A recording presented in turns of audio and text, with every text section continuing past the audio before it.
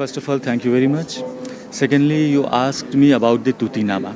You see, Tutinama, written by Ziauddin Naqshbandi, is one of the most famous literatures that was originally written in Central Asia and became famous in Indian subcontinent. You will be amazed to know that even almost in every libraries, in every museums, you will find a manuscript of Tutinama, and that also illustrated. In Rampur as a library, we have two manuscripts of Tutinama. Among these two manuscripts, one is illustrated containing 52 illustrations. Why 52 illustrations? Because the book contains 52 stories. Tutinama is a collection of stories told by a parrot. Okay, and every story begins with an illustration.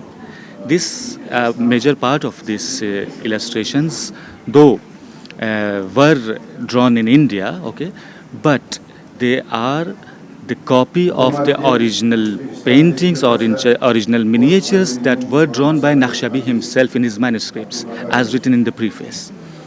And the album that we are curating, we will be including this Tutinama. Now, let me tell you a very interesting thing about Naqshbandi.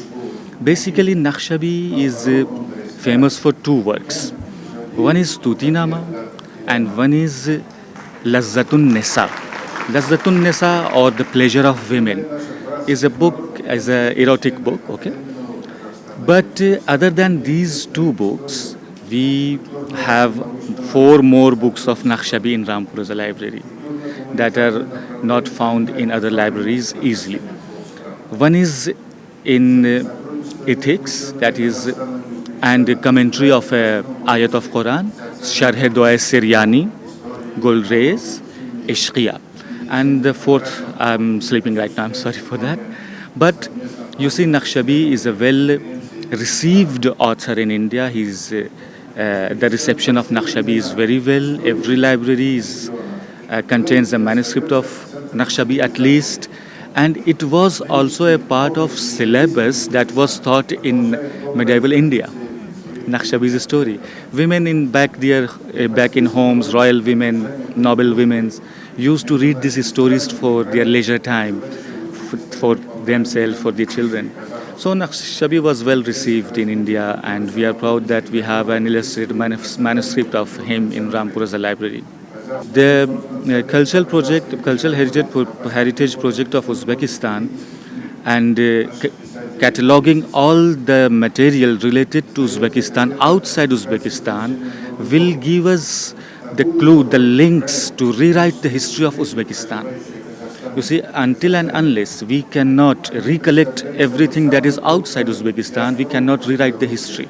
We cannot claim the glorious past.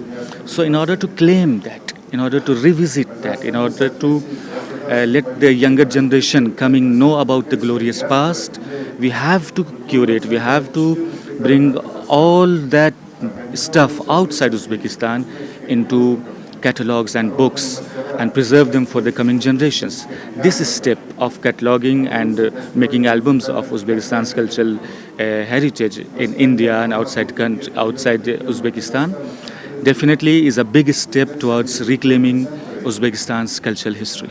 It's my good fortune that I got the chance to work with Mr. Firdaus and his team, and I'm very proud that because of this I would be able to make a little contribution in rewriting Uzbekistan's history.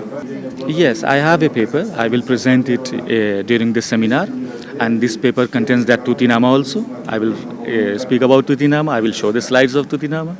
And other than that, on the bigger platform, I'm preparing the album of Uzbekistan's cultural legacy in Rampur Raza Library that contains manuscripts, coins, and statues.